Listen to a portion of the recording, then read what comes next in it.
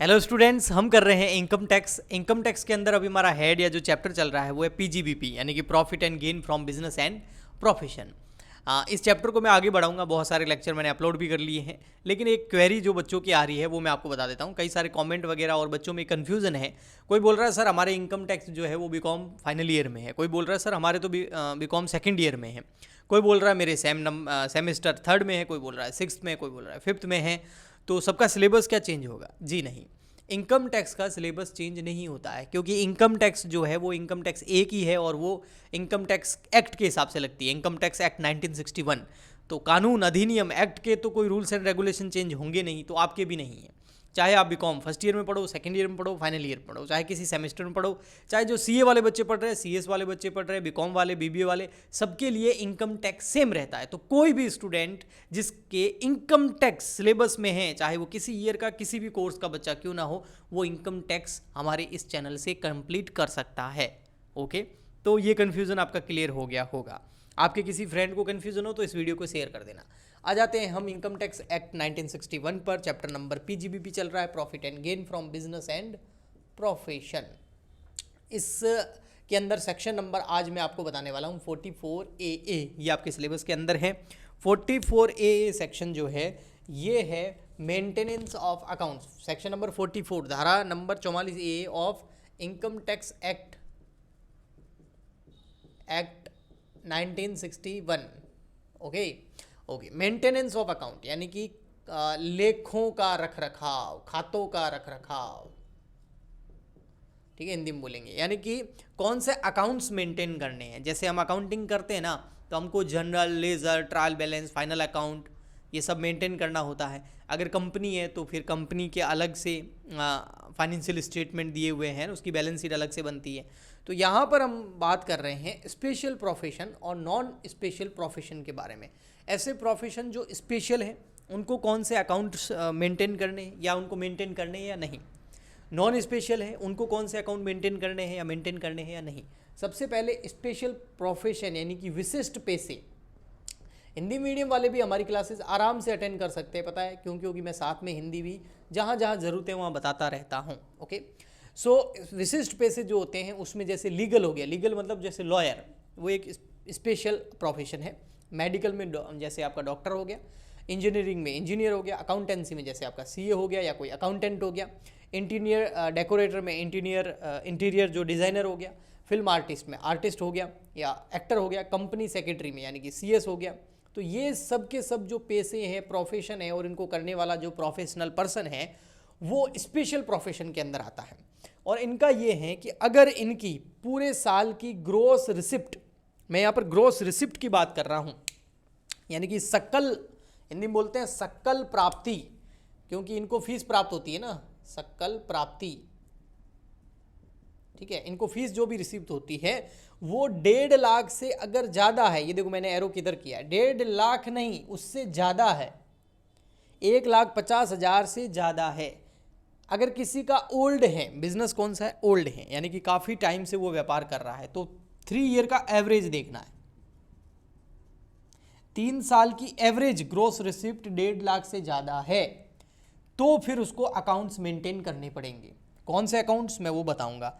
अच्छा, और अगर किसी का ग्रोस रिसिप्ट, जिसने बिल्कुल नया नया बिजनेस स्टार्ट किया है, अभी 1 ईयर ही हुआ है, और 1 ईयर में ही उसकी ग्रोस रिसिप्ट अगर 1.5 लाख से ज़्यादा है, न्यू बिजनेस है, तो भी उसको अकाउंट्स मेंटेन करने पड़ेंगे। कौन से? उसको सिंपल अकाउंट्स मेंटेन करने हैं, उसको जनरल एंट्री रखनी है, यानी कि उसको आप जनरल बोल सकते हैं, उसको लेज़र रखनी है, और उसके बाद ट्रायल बैलेंस और फाइनल अकाउंट तो वो बनाएगा ही। तो जनरल और लेज़र बहुत इंपॉर्टेंट है। वैसे तो बहुत सारी चीज़ें हैं, लेकिन आप इतना ध्यान रखिए, जनरल और लेज़र ये इसलिए इंपॉर्टेंट है ताकि जो असेसिंग ऑफिसर है, इनकम टैक्स ऑफिसर है, वो अगर आपके इनकम का स्टेटमेंट देखेगा, आईटीआर देखेगा, इनकम टैक्स रिटर्न देखेगा, और अगर वो आपके अकाउंट्स चेक करना चाहे तो आपकी जनरल और लेज़र तो होनी चाहिए, तब जाके वो आगे कैलकुलेट कर पाएगा ना कि आपकी इनकम कितनी है। अगर आपने जनरल एंट्री नहीं बना रखी, आपने जो इनवॉइस है उसको ही नहीं ले रखा है, बिल ही नहीं काटे हैं, तो कहाँ से बनाएगा? बट ऐसा तब जब आपकी इनकम यानी कि ग्रॉस रिसिप्ट वो 1.5 लाख या उससे ज़्यादा हो, या 1.5 लाख से ज़्यादा हो, या नहीं 1.5 लाख तक 1,50 है आपकी, तो आपको फिर जो है ये अकाउंट्स मेंटेन करने की ज़रूरत नहीं है। 1.5 लाख से अगर ज़्यादा ग्रॉस रिसिप्ट है तो फिर आपको अकाउंट्स मेंटेन करने पड़ेंगे। ओके, अब आ जाते हैं हम यहाँ पर नॉन स्पेशल प्रोफेशन और business other than special profession, जो लीगल में, मेडिकल में, इंजीनियरिंग में, अकाउंटेंसी में, इंटीरियर डेकोरेशन में, टेक्निकल कंसल्टेंसी में, फिल्म आर्टिस्ट और कंपनी सेक्रेटरी, जो स्पेशल प्रोफेशन थे उसमें जो नहीं आता वो अदर हो गया, नॉन स्पेशल हो गया। उनको उनकी इनकम अगर 1,20,000 रुपये से ज़्यादा है, चाहे 3 साल की एवरेज या न्यू बिजनेस है तो 1 ईयर की, कितनी 1,20,000 से इनकम मतलब आय, प्रॉफिट, सरप्लस, वो अगर 1,20,000 से ज़्यादा है तो अकाउंट्स मेंटेन करने हैं, 1,20,000 तक नहीं करने हैं। रेवेन्यू देखनी उनकी, वो 10 लाख रुपए से ज़्यादा है। रेवेन्यू मतलब बिक्री बोल सकते हैं आप, पर बिक्री नहीं होगी, अगर प्रोफेशन है तो फिर उसको बिक्री नहीं बोलते हैं, रेवेन्यू आगम बोलते हैं उसको, ठीक है। तो वो अगर 10 लाख से ज़्यादा है, अगर पुराना बिजनेस है तो 3 साल का एवरेज 10 लाख से ज़्यादा होना चाहिए, नया है तो 1 साल का। अगर वो इस कंडीशन को पूरा कर लेता है, यानी कि इससे ज़्यादा है, अगर 1,20,000 से ज़्यादा इनकम है और 10 लाख से ज़्यादा उसकी रेवेन्यू है, तो उसको बुक्स ऑफ अकाउंट्स मेंटेन करने पड़ेंगे। लेकिन इसमें एक चीज़ और है जो मैं आपको बताता हूँ, वो पता है क्या है, वो ये है कि ये 1,20,000 की लिमिट और 10 लाख की लिमिट जो है ना, ये इंडिविजुअल और एचयूएफ पे अप्लाई नहीं होती, ये इंडिविजुअल पे अप्लाई नहीं होती। अगर इंडिविजुअल है, कोई व्यक्ति है, तो उस पर ये लिमिट अप्लाई नहीं होगी, एचयूएफ है तो उस पर भी ये नहीं होगी, हिंदू अनडिवाइडेड फैमिली, इसके अलावा सब पे लगती है। और ये वाली लिमिट भी इंडिविजुअल यानी कि व्यक्ति है अगर कोई, और एचयूएफ है तो उस पर ये लिमिट नहीं लगेगी।